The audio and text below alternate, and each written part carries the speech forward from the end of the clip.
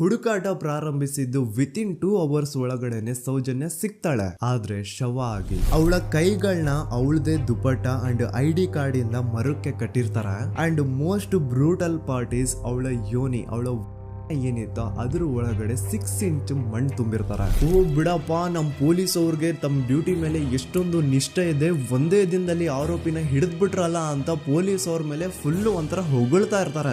ಆದ್ರೆ ಪಾಪ ಜನರಿಗೆ ಎಲ್ಲಿ ಗೊತ್ತಿತ್ತು ಈ ಕೇಸ್ ನ ರಿಯಲ್ ಆರೋಪಿ ಬೇರೆ ಯಾರೋ ಇದಾರೆ, ಪೊಲೀಸ್ ಅವರೇ ಈ ಕೇಸ್ ನ ಮಿಸ್ಲೀಡ್ ಮಾಡೋದಕ್ಕೆ ಸುಮ್ನೆ ಸಂತೋಷ್ನ ಅರೆಸ್ಟ್ ಮಾಡಿದ್ದಾರೆ ಅಂತ. ಪೊಲೀಸ್ ಅವರು ಈ ಕೇಸ್ ಅಲ್ಲಿ ಕರಪ್ಟ್ ಆಗಿದ್ದಾರೆ, ಪೊಲೀಸ್ ಅವರೇ ಸತ್ಯ ಮುಚ್ಚಿಡ್ಲಿಕ್ಕೆ ಟ್ರೈ ಮಾಡ್ತಿದ್ದಾರೆ. ಹಾಗಾಗಿ ಈ ಕೇಸ್ ನ ಇನ್ಮುಂದೆ ಪೊಲೀಸ್ ಅವರಲ್ಲದೆ CBI ಅವರು ಇನ್ವೆಸ್ಟಿಗೇಷನ್ ಮಾಡಬೇಕು, ಈ ಕೇಸ್ ನ CBI ಒಪ್ಸಿ ಅಂತ ಅಗೇನ್ ಪ್ರೊಟೆಸ್ಟ್ ಗಳು ಸ್ಟಾರ್ಟ್ ಆಗ್ತವೆ. ಸೌಜನ್ಯ ಕೇಸ್ ಒಂದೇ ಅಲ್ಲ, ನಾರಾಯಣ ಹಾಗೂ ಯಮುನಾ ಕೇಸಲ್ಲೂ, ವೇದವಲ್ಲಿ ಕೇಸಲ್ಲೂ, ಆ ಬ್ಯಾಂಕ್ ಮ್ಯಾನೇಜರ್ ನ ಕೇಸಲ್ಲೂ ಹಾಗೂ ಪದ್ಮಲತಾ ಕೇಸಲ್ಲೂ ಸೀದಾ ಡೈರೆಕ್ಟ್ ಡೌಟ್ ಬರೋದೆ ಊರಿನ ಗೌಡ್ರ ಮೇಲೆ. ಸೌಜನ್ಯ ಕೇಸ್ ಬಿಟ್ಟು ಆ ಇನ್ನೊಂದು ಕೇಸ್ ಯಾವುದು, ಅದಕ್ಕೂ ಸಂತೋಷ್ಗೂ ಏನ್ ಸಂಬಂಧ, ಅದ್ರಲ್ಲಿ ಯಾಕೆ ಸಂತೋಷ್ನ ಪೊಲೀಸ್ ಅವರು ಫಿಟ್ ಮಾಡಿದ್ರು ಅಂತ ಪ್ರತಿಯೊಂದು ಹೇಳ್ತೀನಿ.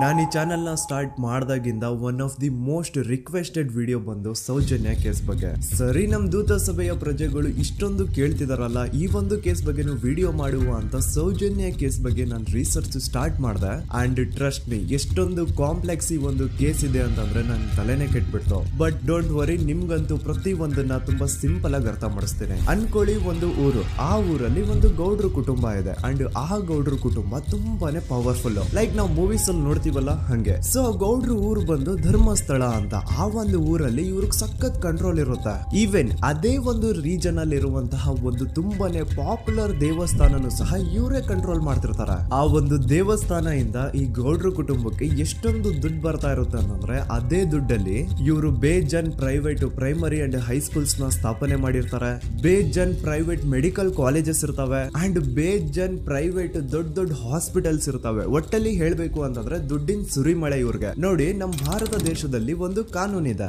ದ ರಿಲಿಜಿಯಸ್ ಎಂಡೋಮೆಂಟ್ ಆಕ್ಟ್ 1863 ಅಂತ.